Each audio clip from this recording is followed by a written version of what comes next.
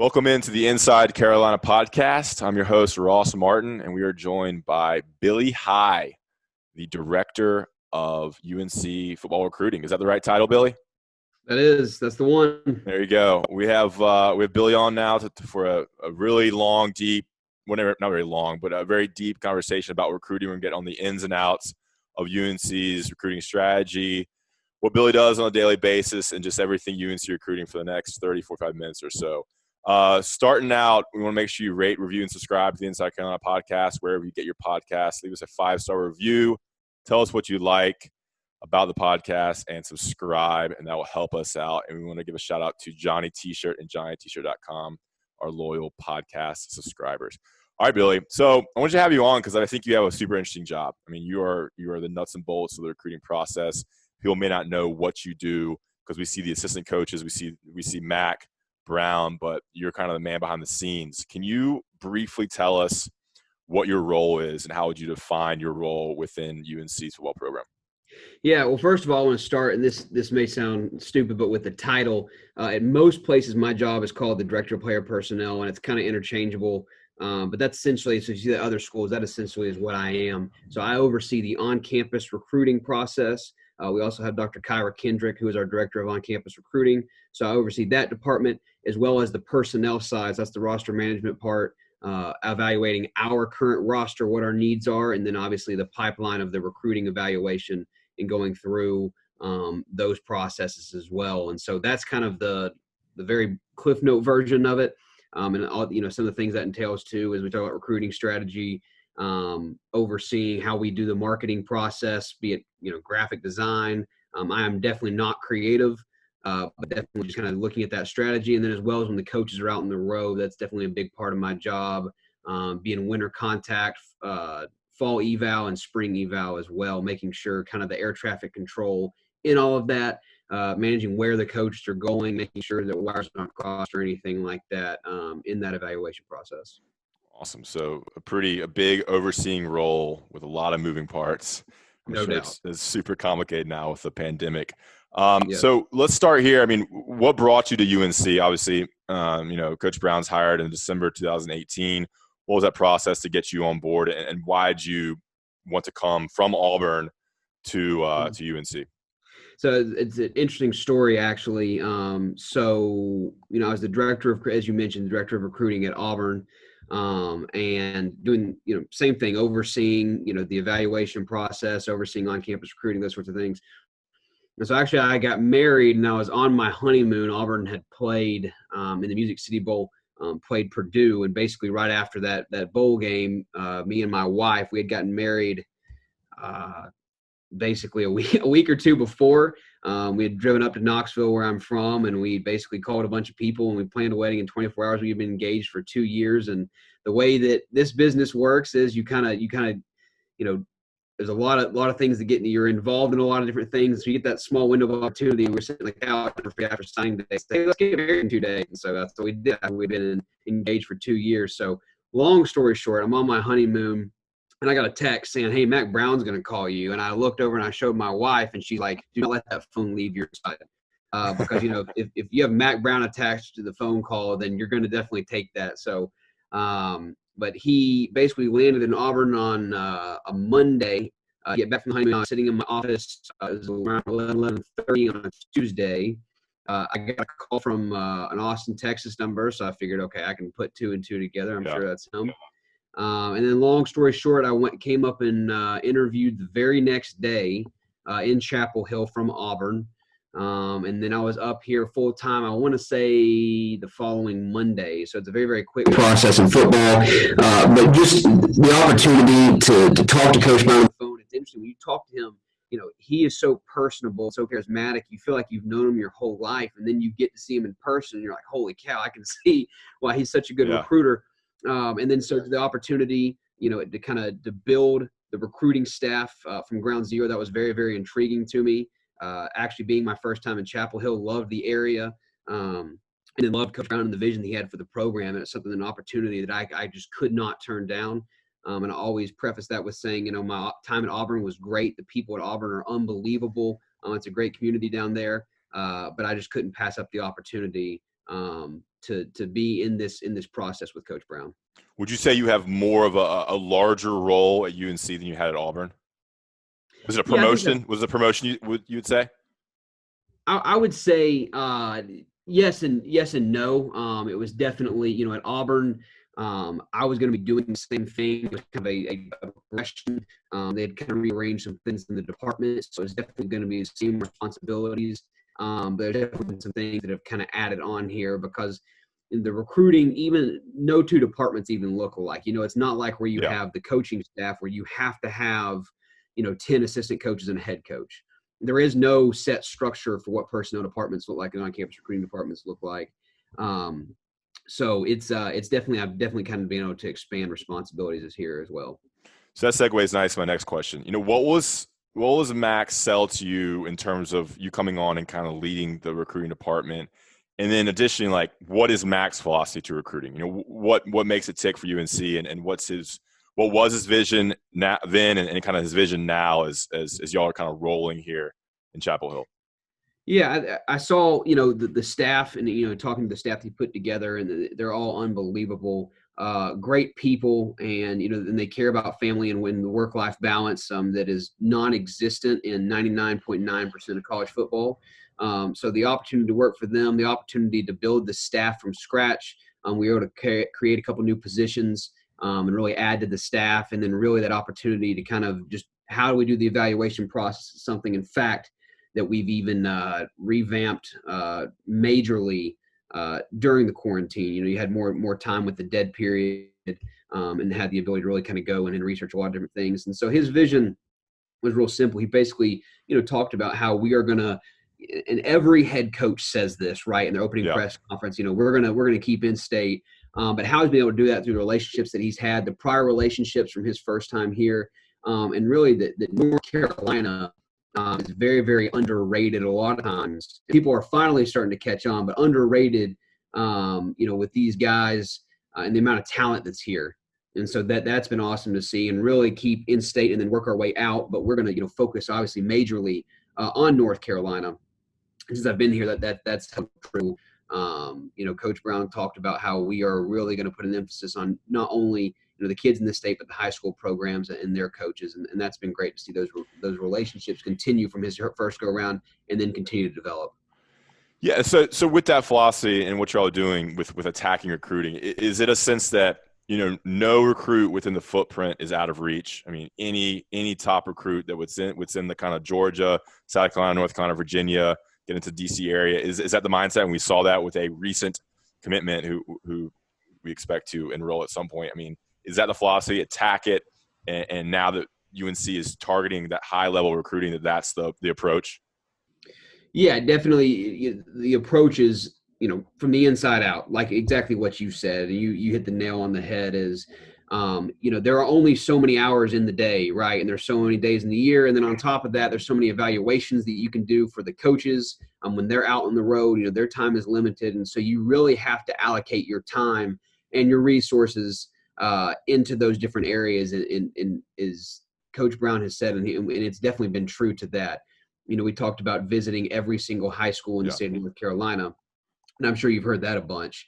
We work very, very diligently to make sure that happens. Now, obviously, with spring quarantine, we were able to do that in the first year, here. But with quarantine, obviously, that pushed everything back, losing the spring. But we really want to do what's best for the high school coaches in this state, and what you said with focusing our time on that, it's been good. Okay, so how much time or what's your day-to-day with Mac? I mean, how much are you working with him? I imagine it's pretty close. Like, I mean, All the time. Okay. I would say there's me and maybe one or two other people that spend the most time with him, and it's definitely and that's been really fun for me, is that he loves recruiting because he loves the relationships. That's been something that has been very, very clear from the get-go, and that's very exciting for me and what I do, obviously. But just talking about day to day, what we are doing, what we can be doing. So it's really nonstop, and it's a great relationship. I really, appreciate the fact that, he brought me on here. But it like you said, it's all the time. Is this a deal where he is texting you at all hours of the day and calling you occasionally? Is it that kind of, you're his right-hand man when it comes to recruiting, I imagine. Yeah, people, there's one thing people have talked about, well, what about, people have asked me, what about his energy levels? And I said, trust me, that is not an issue. He pushes me every day. We will text all the time, and whether it be whatever he sees, any ideas we thought, anything about recruiting, I mean, we'll text till 11:30 each night. I mean, so it's awesome to see, because it's really, like I said, recruiting is a 24/7 Yeah. operation. But you're right, it is all the time, and that makes it a lot of fun. Great. Now I'll lead in some stuff we talk about later. So first, I mean, I know I was wondering how I was going to approach this, but I mean, you're recruiting during a pandemic, and now this is not normal. And you've had, 2019-20 class that was not through a pandemic, and now there's this new normal, and we don't know how long it's going to last. What's been the major challenges for you? Because I'm sure you're heading up the operation to figure out how to do visits, how to evaluate, and all that stuff. Let's get into that a little bit, and we'll go from there. Yeah, well, one thing I've heard, everybody talk about, first of all, the evaluation process is something that I'll start with that one, that it completely revamped. There's basically, talking to other schools across the country, and I had a former boss that worked in the NFL, and really just trying to take all of those things in the evaluation process and say, well, what works, right? And basically recreating how we do our reports and all of those things, revamping what language do we use, how do our grading scales. The film is all you got right now. And there are some, things that will pop up as far as camps and everything that you can see, but the film is everything. And so what was been, good for us is we've been able to kind of create a lot of these relationships prior to the pandemic. But you're right, there's only so many things that you can do.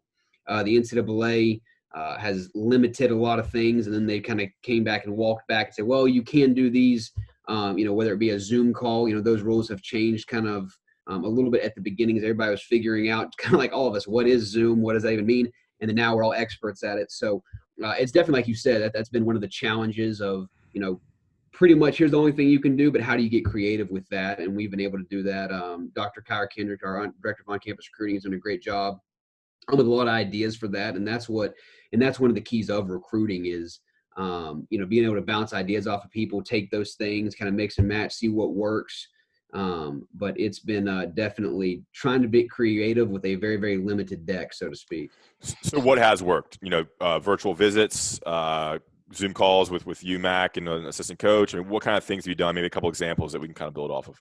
Yeah, absolutely. And one thing, is like you said, the virtual visits, and that's something everybody's been doing, but how you go about basically trying to take what a kid would do on a visit, and take that and implement it in a Zoom call. So that's one way. And, obviously, I think outside of Coach Brown, compliance check with everything with them, just to make sure as the rules change, making sure that we're following everything exactly the way that it's supposed to go. But you're exactly right. Being able to take kids, through our facilities, talk to our coaches, meet with our different staff members has been kind of the virtual visits that people have done. And then just making sure, like I said, that everybody's just in constant communication. One thing that the NCAA has done is allowed for the 21 prospects unlimited phone calls. Okay. And so that's definitely been, something that I know, wasn't that long ago that they made texts unlimited. And so the ability to take that and then making sure that everybody's coordinated. So those have been, I know those are all basic, but those have been kind of some of the things that during the pandemic that everybody else is doing. But we've kind of taken those relationships that we've been building on before the pandemic, continue to develop those through those means. How about this? I know you can't host recruits, but what if a guy from Charlotte wants to drive up with his mom and just walk around campus? Is that something that, I don't know what you can say about this, but I'm sure that happens. Has that been something you've noticed or what? So the biggest thing is so to answer your question, you cannot direct somebody to campus. So that's been something during the dead period. If somebody comes on their own, we cannot have, that's a huge rule, cannot have any, contact with them, on campus or anything like that. So that's not been something, I think, like I said, a lot of our guys, if you look at, a lot of our guys know us. And so I think that's been a big advantage, is just because, and that's, we talk about, recruiting, that recruiting footprint, that's important that recruits can come and see you in that radius. And so, on our end, we haven't seen that, but I'm sure other schools they have. For sure. I'm going to take a quick break now and talk about Johnny T-Shirt and JohnnyT-Shirt.com. They are a loyal podcast sponsor right on Franklin Street and online at JohnnyT-Shirt.com. Get all your sweatshirts, your UNC football jerseys, your basketball jerseys, anything you need for tailgating, if there is tailgating. Gifts, great place. Johnny T-Shirt and JohnnyT-Shirt.com. And Inside Carolina premium subscribers get 10% off with the code found on the Tar Pit and UNC basketball message boards. Johnny T-Shirt and JohnnyT-Shirt.com, right on Franklin Street, the best customer service. And it's important to support local businesses, and they are very local.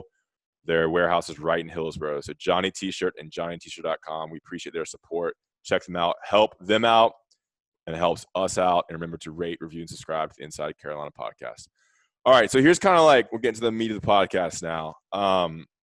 What does your day-to-day look like? And I know it changes depending on what season we're in, summer, fall, winter, But, I mean, let's give right now, I mean, you're evaluating 2022.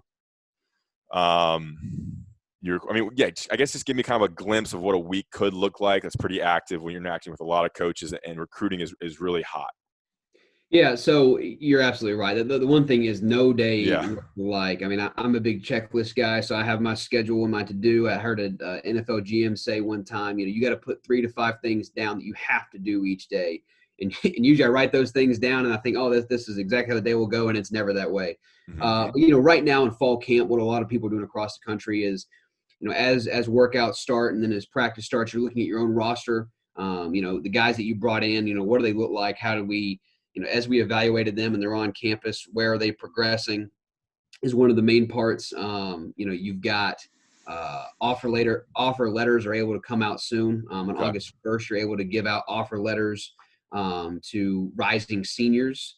And then from there, September 1st of what will be the 2022's junior year, you can start communicating with them. So those are kind of from the recruiting side, the two things that every staff across the country is kind of preparing for. And then you're also right, there's also the evaluation side. You're looking at all the classes, because of quarantine, we've been able to watch a lot more film. And so that's been a big advantage, is being able to get, you can watch film through Zoom calls. So we have 2 guys on my staff that are personnel assistants, Bobby Brown, who's been in a couple different places. He was assistant DPP at Air Force. He was at Wake Forest. And then Ryan Smith, who I brought with me from Auburn. They'll get with the coaches and kind of get them watch lists and go through the guys, be it in their area, in the recruiting areas, or in their positions.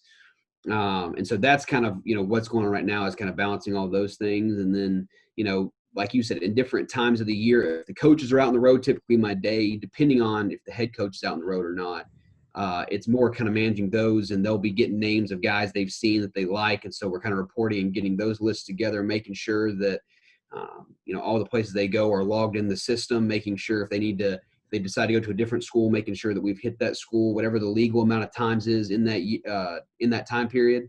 Okay. Then, if Coach Brown's on the road, it's obviously making sure every bit of his travel, because he's going all over the place, and it's kind of an air traffic control / logistics. And so a lot of times my, thing is getting up, usually, it depending on where he's going, 5:30, 6 a.m., calling everybody and making sure everything's exactly in place, because you got to be efficient, because you are so limited in time. So a lot of those days are taking phone calls. My phones are ringing off the hook. And, a lot of times you have, the NCAA gives us a phone and they manage everything. And so that phone is going off nonstop during that time. And there'll be times where you're talking to somebody else and you have 1 or 2 other calls buzzing through. And so it's chaotic, but it's fun. It's one of those things that you be as organized as possible, but it's more organized chaos than it is anything else. Are you, when all the coaches are out during those evaluation periods, are you booking the flights, or who's doing that? Are you coordinating this? Are you more the coordinating and then the booking and the hotels and make sure they get to A to B? Is that kind of, you're just kind of overseeing it, or what's your role in that part? So our recruiting staff is working on a lot of the actual logistics of the assistant coaches' hotels and everything. I'll handle Coach Brown's travel personally, but a lot of my thing is I've got this big, I love 17. She got a big sheet where everybody's going for that week. Hey, Bill, you broke up there. Can you say that last part again after you talk about Mac? Yeah. So I'll do his travel, but then everybody makes fun of me. I got these 11 by 17. They call them tabloid sheets. That's these big sheets of paper, and it's basically the master schedule for that week. And so I usually have on me 2 weeks at a time so you can flip it over. And so if any coach's schedules change, to make sure that if, coach is going to this part of the country and other coaches is going and they need to switch it up, can they both move it to a later time in the week? Can we push it to the next week? And so a lot of that is going on, so you talk about like in the spring, you can visit a school twice. And so you have to be very, very efficient, in when you are visiting those schools. And so that's a lot of my coordination. If one coach is wanting to change it, me is kind of the air traffic control, got to make sure that fits with the rest of the schedule. And so a lot of it is that big schedule and then tweaking the next week and then the weeks after. So it's kind of, if we have to adjust anything and then just putting together that plan, then what you typically do is you meet as a staff and kind of make sure that everybody's in agreement with the strategy that's been put together. Because a lot of you think about it, especially in the winter, 11 coaches are out on the road and I'm talking to 11 of those and some are talking to others. And so I basically gather all that information, you put it all together in the schedule, wherever the schedule is at. And then you'll have kind of a couple questions. Then we get back in together. Everybody can talk about times they're going to visit. And then just make sure, like I said, that wires aren't crossed, that you're not, visiting a school. And that's a big thing is a lot of it is making sure there's not what would be an accidental violation. Yeah. If the coach is visiting a school and then coming back, and that's a big part of what I do during that time of year. Man, you have to be so organized. Like that must be, that's like probably the number one thing with your whole job. Organization. Yes. It's organization in it's organization, communication, and then timeliness. Yeah. The communication part, I over communicate. There's probably multiple handouts that I have every day in staff, and they talk about how many trees that I kill. But it's one of those things that I feel like I would rather, over communicate on something. We have a group text with the coaches, we have handouts, and but that is a huge, huge component of all of this. You want to make sure that everybody is on the same page. And if anything changes, it's my job to make sure everybody knows that. And then the timeliness part, because, you want to make sure that, with compliance, you log everything. And so making sure that's logged in a timely manner. And and then as soon as that gets in the system, then we kind of cross check everything. We have meetings typically at the end of each day in winter. So I'll meet with my guys that are in kind of the direct contacts with a lot of the coaches. And so we'll all get in a room as a recruiting staff and talk through, what are the things that, what are the things we need to change? Who went where each day? Did we have to skip the school for whatever reason this day?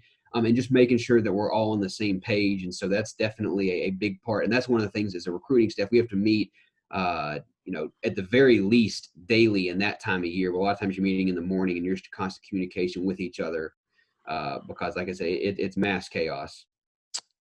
Stuff. Yeah. So let's get into evaluation and offers. Can you start from when you first see a player, whether they're a freshman, whether they're a sophomore, and how your staff and the coaching staff evaluates that player, how they get an offer, I know you have to, the position coach, the area recruiter, Mac Brown, everybody has to kind of see the tape, how that process happens, and then we'll get into how, offers and going from there. Yeah, so everybody's going to see the tape. It's real important. We will eventually watch it as a staff, but, my recruiting staff, we also have, we're fortunate enough to have Daryl Moody, who's an NFL scout several years. He's a senior advisor to the head coach, as Sparky Woods, senior advisor to the head coach. Both those guys have great experience. So they'll watch the tape as well, along with me, with my recruiting staff, the area coach, the position coach, the coordinators, and then the head coach. So, all those work down and we take our offers very, very seriously. Those are one of the things I know every staff is different. We not hand offers. That's not our deal. But you're going to see, like I said, you're going to have 6 set of eyes. And then what we'll do a lot of times as the board gets developed, then we'll rewatch it as an entire staff. So that would be, all 11 coaches plus, support staff. We'll go and watch that together and kind of a lot of times they talk about restacking the boards. You're ranking guys based on, where they fit on the board and then rearranging that. So that's a big part of the process too. But something that we've really emphasized here is multiple people seeing it. Because think about the evaluation process in the NFL. Nobody's 100% the NFL, right? Yeah. And they have staffs that, scouting staffs that are dedicated to that 24/7. And so, I think the most important thing that you have in the evaluation process, you have a system, everybody's speaking the same language about how you're grading those guys. and then you have multiple opinions on it. And you got to give your opinion. And I think when you can do that, you can come together at least to a general consensus. Not everybody may agree, and that's with any staff, but like I said, there's strength in numbers in regards to the evaluation process. So does the area recruiter usually offer, or is the position coach, or is that just vary depending on kind of the situation, or is Mac Brown offer? I mean, how's that? It varies on the situation. You're exactly Yeah. right. Okay. I mean, sometimes, the area coach, a lot of those are the guys. And the reason that all schools do area coaches is because those are the schools that you're in, year out. And you can develop those relationships, be it with the high school coach, with the guidance counselors. Yep. But, it varies, situation to situation. Okay, cool. So when so you're saying restacking the deck. I mean, is that just you're prioritizing, maybe a recruit that you had a big growth spurt, or someone that's changed, and you're kind of organizing that. I mean, how does that work? Let's get into the recruiting board then. Now that you have your offers, you evaluate a lot of players. I mean, putting together a recruiting board, can you kind of, I mean, that's something I don't really know as much. I think our listeners would appreciate some insight on that. Yeah, so the recruiting board, it's interesting. There's a lot of talks on this, but it's not necessarily a draft board. Like, sure, you're going to rank guys, but think of it as a ranking. So if you're looking at name whatever position, and then under that position, you're going to have your guys kind of in order of who you like, from best to least. And that's definitely within any personnel department. That is the most secretive bit of information. That is, don't leave that paper out. That gets shredded. That's a very, very secretive, piece of information. So it's not, so it is a draft board, but it's also categorized. Is that because you don't want any other staffs to know who you're prioritizing and targeting the most? Is that kind of why it's a secret? Right, exactly. And so, Okay. In the way that it's done, like you said, in college, it's much more of a categorization. Like you said, who are those offer guys? Who are those guys that you need to see, out on the road? Because film can only show you so much, right? On film, I may look like just an absolute animal, and then you see me in person, and you're like, man, Billy's 5'9", 170 pounds. So I think that the film can take you so far. There's a lot of recruiting services out there that provide camp information, and so it's really a compiling. If you think about a lot of the recruiting process, there is so much data out there. It's about taking all that and putting it in one nice and neat format. So that's part of the evaluation process, and that goes into the board. And a lot of times on the board, you sit there and you say, okay, here's where this person is on the board. They may not be ranked as high. You may say we love their film, and then you see them in person, like, oh my goodness, and then they move up the board. And so a lot of that is basically just trying to take the chaos of all the data and information and evaluations that are out there and basically put it into one final nice and neat product. Awesome. Yeah. So when you're building a class, and it starts a couple of years before they sign, and maybe it gets more serious about a year and a half before everything is put in place. The priorities, I mean, obviously there's positions you prioritize more than other positions because there's only so many quarterbacks that can get the job done at the college level. There's only so many people who are 6'6" and can run a 4.8 40 and be 280 pounds. How does that go into building a class? A pretty broad question, but I mean, when you're thinking about building a class, let's get into kind of like not only just positional needs and what you need to fill, but how you prioritize certain positions versus maybe wide receivers, where there's a bunch of people that are 6'1" and 180. I mean, can you kind of get into that and go from there? Yeah. So so you're broad. no, it's all good. Well, and it's one of those things that's constantly changed. So you're constantly looking at, who's graduating, first of all. That's the easiest place to start, right? Yeah. Who's graduating, and then how many numbers, and what everybody does, you're given 85 scholarships, right? So it's a matter of taking those 85 scholarships and how do we allocate those 85 scholarships, depending on what you do both offensively and defensively, right? Yep. And that's going to look generally the same, but slightly different from school to school, like I said, based on what your scheme is. More wide receivers in the air raid than maybe a pro offense, for example. Correct. Right. Correct. So you're going to look at that and how you balance that, and then look at, we may be over or less than 1 year, who's graduating. And then, we kind of start from there. And so that's how you're going to look at, and generally the numbers on there. And, obviously there's, who declare for the NFL draft. There's a multitude of other factors that you try to kind of build into it. And with recruits, that's what we always communicate. We're not gonna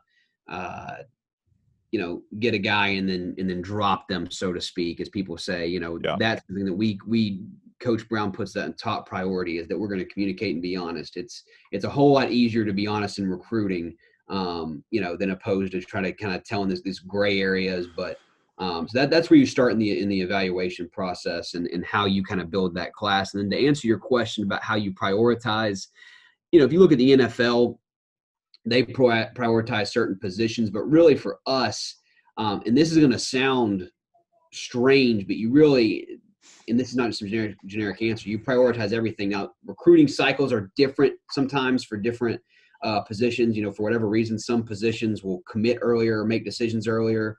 But really, as far as priority, if really what it comes into, I guess, with priority is you're going to look at what your roster is from a build standpoint. So if you're small or slow or whatever in position, you're really gonna prioritize those things. And not that you already aren't, but you may be more picky, right? Because typically in the evaluation process, it's always that balancing scale, right? So if you've got the size, what is that skill that goes with it, right? So a taller guy is not going to run a faster, typically a faster 40 than a shorter guy. And what you were describing earlier is that, and that's where you get the 5 stars, the guys that have all the measurables and they have all the athletic ability that go with it.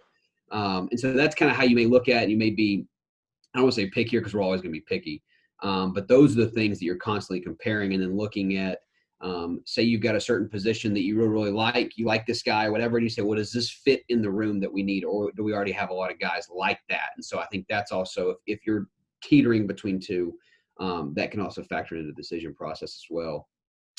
Yeah, and so my thing has always been oversign on defensive line, offensive line. Did you subscribe to that mentality? I always think like, God, those guys, they always get injured. Sometimes, I don't know, UNC's had bad luck with defensive linemen qualifying, for example, and there's just not that many. So it's oversigning because I don't know, what do you think about that? So I think, I think to answer your question, yes, you could never have enough of those two positions. We are not going to oversign to answer your question, but those are positions, like you said, that if you could sign as many, you would definitely want to, because it's definitely, definitely one of those things that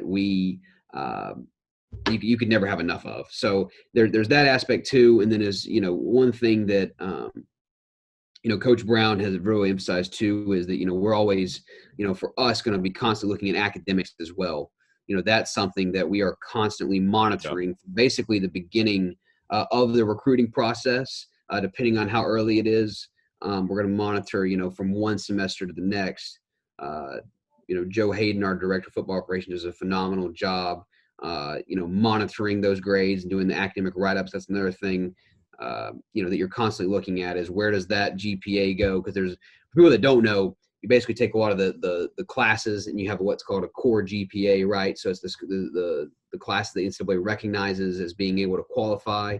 And so it's a constant looking at that and making sure enough. So that's definitely something, when we talk about qualification, that we've taken very, very seriously.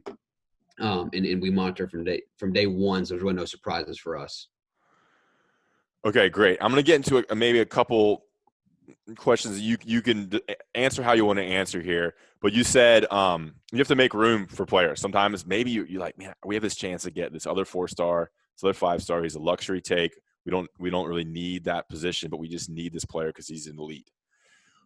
How do you make space? And I know when Mac Brown came, a lot of people ended up transferring and were kind of, pushed out or whatever. How does that work? I mean, how do you approach that with players? Because it's a dicey situation. These guys came to Carolina and they got a scholarship, and all of a sudden there's not really room for them at UNC for what this staff is trying to do. Well, so that is something that is from staff to staff, is, everybody approaches that differently. Some places are extremely cutthroat. The one thing, and I can tell you this because I sit in all those staff meetings, talk about this all the time. We are never going to force a kid out and do anything like that and be that kind of cutthroat mentality. That's not what Coach Brown's about. We're always going to put the kid first. And that sounds like just some recruiting thing to say.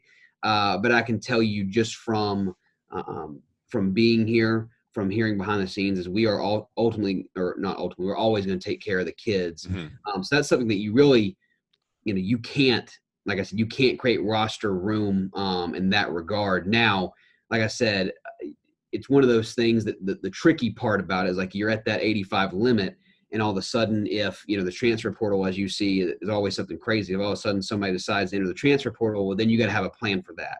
And so that's one of those things that you'll see, and that's the reason that some schools a lot of times will sign smaller classes because they just don't have room. So I'm not sure that really answers your question.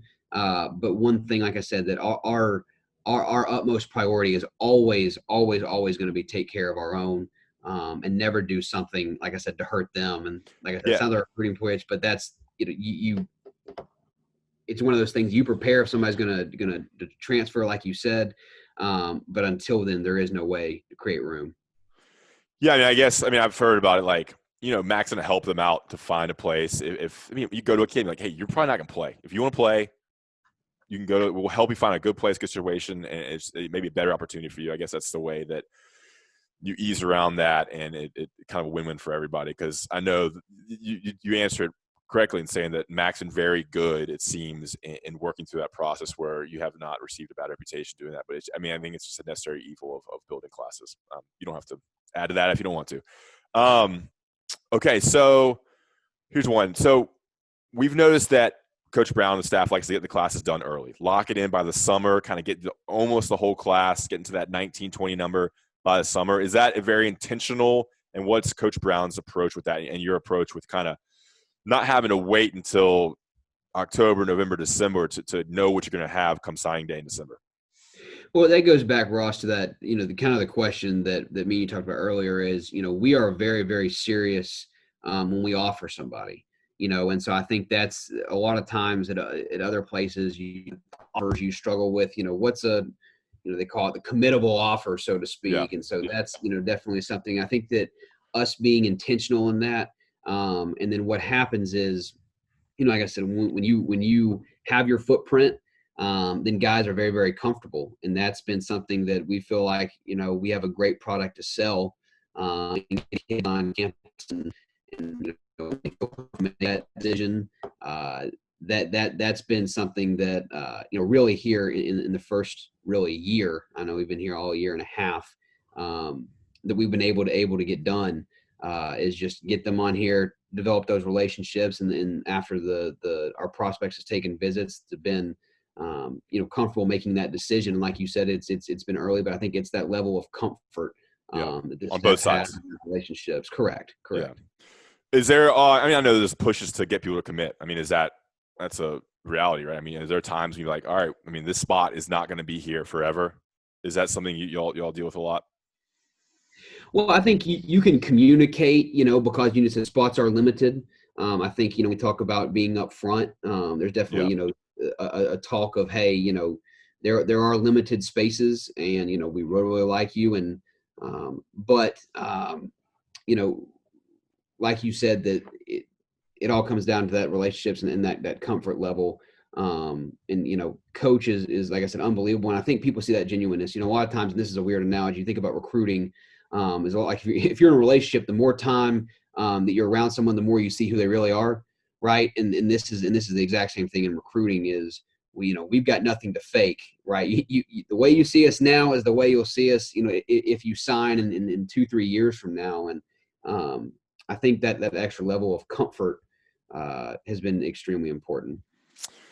Okay, so with visits and official visits and stuff, when you have a player committed, and let's say this is non-pandemic, this is 2019, 2020, maybe 2022, can a player who's committed visit elsewhere? How do y'all approach that? I know Clemson does not allow players to take official visits or even visits, I think, to other schools if you're committed, because that's not really a commitment. How do y'all approach that? And when you have a guy that you really like that is pledged to UNC, has not signed, but wants to take a visit to, say, Georgia or Virginia Tech or something like that, how does Coach Brown and the staff approach that? It's just kind of a case by case. We want the kid to do what's best. And it really comes back to Ross, and I didn't completely answer your last question that I meant to say, was that we want people that want to be here. We talk about pressuring kids.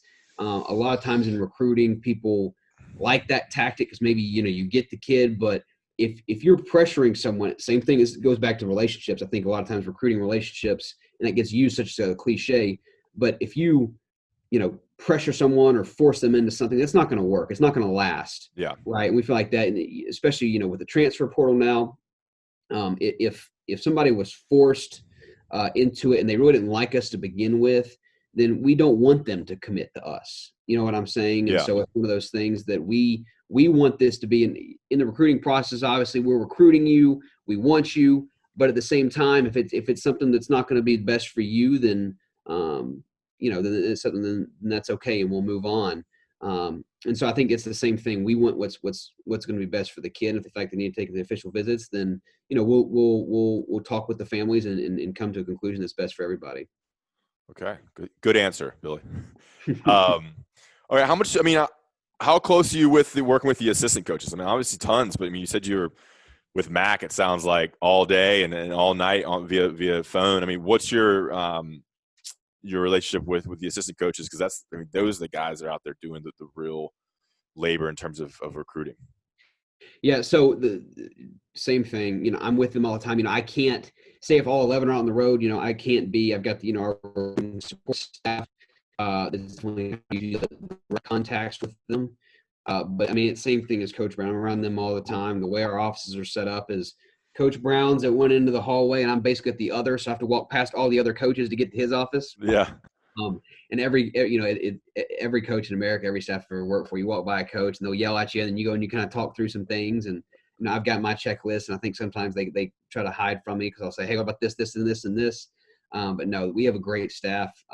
They're really, really easygoing.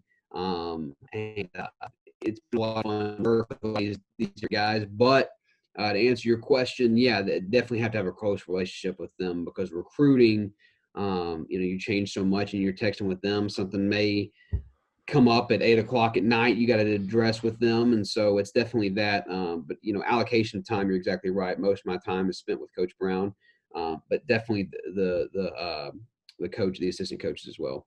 Cool. And we're getting near the end here. A couple more questions. What does your recruiting staff look like? I know you've gotten into it a little bit, but could you kind of break down the hierarchical layout of the guys below you or people that work alongside you to get things done? So we've got a couple, in our personnel department, we've got, like I said, Bobby Brown is the personnel analyst for the defense. We got Ryan Smith, who's a personnel analyst for the offense. Jeremy Shapiro is a personnel assistant. He was here when I got here. We got Mike Jones, who works kind of in graphics. He does a lot of recruiting operations as well. And then on the recruiting operations side, or on-campus recruiting, whatever you want to call it, we've got, as I mentioned earlier, Kyra Kendrick, and then we just hired Destiny Everett, who's our assistant director of on-campus recruiting. And so those are kind of the people with every day. We also just hired director of high school relations and former UNC Tar Heel Kevin Donnelly. And so he's also a part in working with the high school coaches, obviously, directly. And then with any staff, when you ever have your recruiting event, it's all hands on deck with that. But that's kind of the general layout of the staff. But I think just for the people listening, usually the way it's really broken up really is just the personnel department, and just think about that as player evaluations, be it current roster, be it transfers, be it recruiting, or I should say high scores, and then the recruiting operations, which essentially when you say, the marketing, the mailers, and then what do recruits do when they get on campus? That's kind of the recruiting operations or on-campus recruiting piece that typically go into a recruiting department. And your wife is doing graphics, right, for UNC, or does she just some aspects of recruiting? Yes. Yep. She does graphics. So she was at Auburn before I was. She was the creative and branding director for Auburn's athletic department. Okay. And so we're both originally from Knoxville, but she worked at Auburn before I did. But she was over the entire athletic department, and we're fortunate enough to have her doing football only for us. Nice. And so obviously if I need a graphic, I'll get a text and I'll lean over on the couch and she'll give me that look and then we'll go from there. So, but it's, and that's been a lot of fun too, because we're both in the same industry, working, and she's very, very competitive. So in recruiting, she's like, yeah, I'll show you. And then we got a bunch of graphics. So it's been a lot of fun. Nice. Okay. So what do recruiting, the daily meetings look like? How often obviously you're meeting with your staff, like the recruiting only people Mhm. I would imagine close to daily. And Mhm. then this thing about this not during a pandemic. And then how often are you meeting with the whole staff to discuss recruiting strategies, like during a game week, or doing like kind of a peak recruiting time when you're all on campus? Well, we'd probably go over the board every single day. Okay, with the Just kind staff. of how we, yeah. And so talking about, where everybody's at, and, a big part of that is managing the communication aspect of it, who's communicating with who, how often, all those sorts of things. And my recruiting staff, we meet every single day because things change. So you think about in a normal scenario, so you've got prospect A, uh, coming to campus, and that may change, and who's coming with that prospect, what time are they getting here. And so it's real important, even in the days leading up to it, that my staff meets every single day and we talk about updates. Because right, if it may be, I talk to an assistant coach, and then Kyra talked to that assistant coach later on in the day, making sure that we're on the same page. Did it change from what I heard to when, what they heard? Because it is so chaotic. You think about coaches, coaches have a hard job, right? They're obviously in charge of their current roster Yep. players, and coaching them up. And then when you get off the practice field, watching film, but then you've got recruiting film, you've got recruiting communication. And so just making sure that we can help them be as organized as possible is extremely important. So my staff will meet every single day. And I think, non-quarantine times is easy to talk about, but we'd have everybody in, my office, going through, and we'll have a checklist of what we need to accomplish that day. And then basically just open it up if there's anything that's come across that the group needs to know about, doesn't know about. And then typically what you're doing when coaches are out on the road, you try to find a time either, in person, be it, once a week at least. And typically what you'll do is you'll meet on the weekends. So get everybody off the road. You'll meet throughout, on the weekends, maybe get an initial plan together, and then tweak it because maybe you found out something differently on the road that makes you want to change your strategy for the following week. And so a lot of that is kind of what I mentioned earlier when you're talking to 11 different coaches Mhm. and the plan, but making sure that Yeah. they know the plan as well, and that's communicated of who's going to win. So it really has to be a daily process. But as far as actual meetings, in season, we're meeting every single day, both as a recruiting staff and as a full staff. So in those recruiting meetings with the staff, with the assistant coaches, the coordinators, Mac Brown, what's that kind of look like briefly? I mean, like, is Mac leading? Are you leading it? Who talks? Is it 30 minutes long? Like, can you kind of give us a glimpse into that room? Yeah. Coach is definitely hands on. So coach a lot of times, is leading it, and it depends what we're talking about. So there'll be maybe a certain aspect of the recruiting meeting that I'll go over. Okay. If we're talking about a recruiting event, Kyra is going to be going over that and talking about who's doing what, where, and when.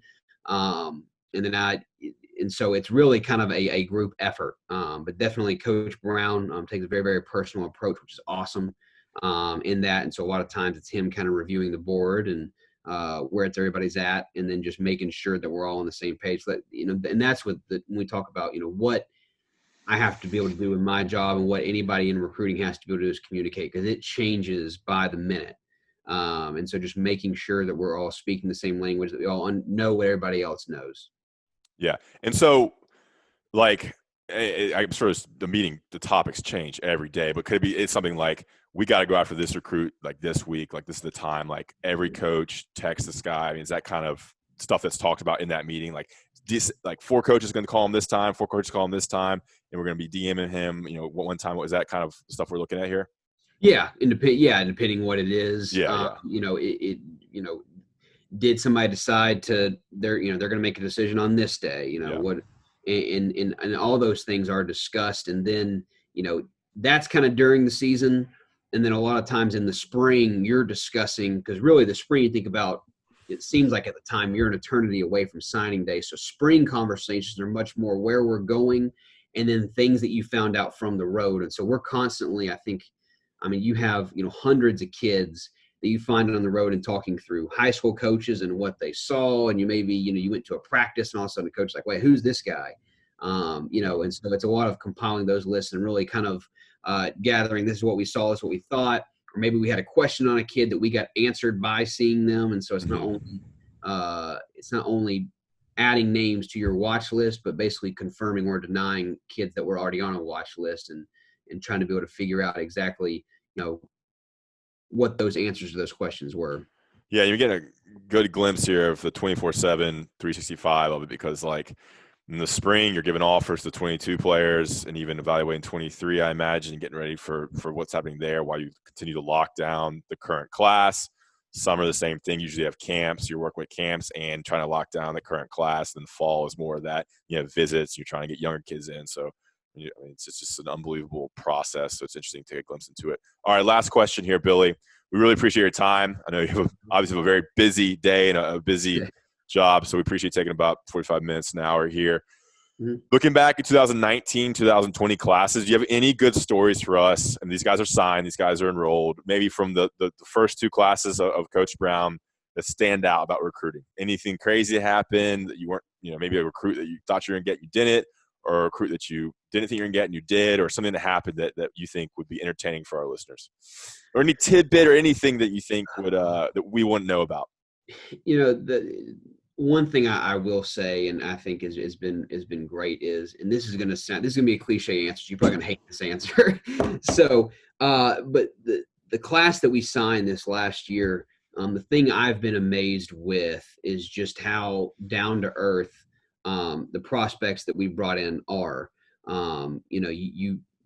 You talk about, for example, Des Evans, who's highly recruited, and just how he carries himself every single day. I mean, he does not act like a kid who has been highly recruited. I mean, he just down to earth, and easy to talk to, easygoing. I think about him and really how that is a reflection of the general class, in that these kids are very, very focused on what they want. They're very, very mature for their age. A lot of times it's easy to forget, when you go from high school to college, something doesn't snap in your brain. You're still that same person. And when you get on college campus, a lot of things to learn. And so I think just kind of the general character of our class, and that sounds, like I said, I would be rolling my eyes for you because that's so cliche, but that's something that I've been very, very excited about. And I'm trying to think through the rest of the class. I'm looking for a crazy story. How about this? How about Clyde Pinder's recruitment? Yeah, I mean, that was something that, there was a lot of talk there on signing day, but it goes back to relationships because, you in recruiting as a prospect, you are told so many things, right? I mean, you're told anything from, you're going to be drafted in the first round, you're going to start day one.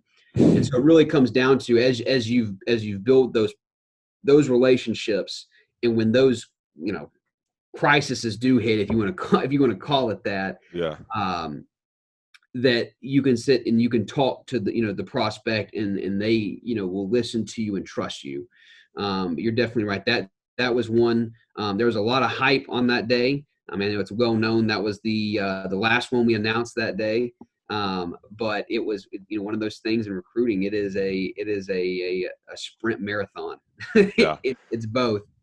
When I think when you all officially got the facts in, I just remember a Tim Brewster text saying it's going to be a Tar Heel party with the sunglass emoji. We no longer get to enjoy the glory of Coach Brewster's tweets, which were always entertaining to me. I'm sure you had an interesting time working with Coach Brewster. Yeah, Coach Brewster's great. We wish him the best. It was a lot of fun while he was here. But the one thing I will say, Ross, if there is not drama on signing day, then you're recruiting the wrong people, right? If other people want our prospects, that's a good sign. It means that we're hopefully on the right ones. So signing day, up until then it was boring. I was like, there's something wrong. I think it was. I think we had pretty much everybody in. I want to say the first 30 minutes.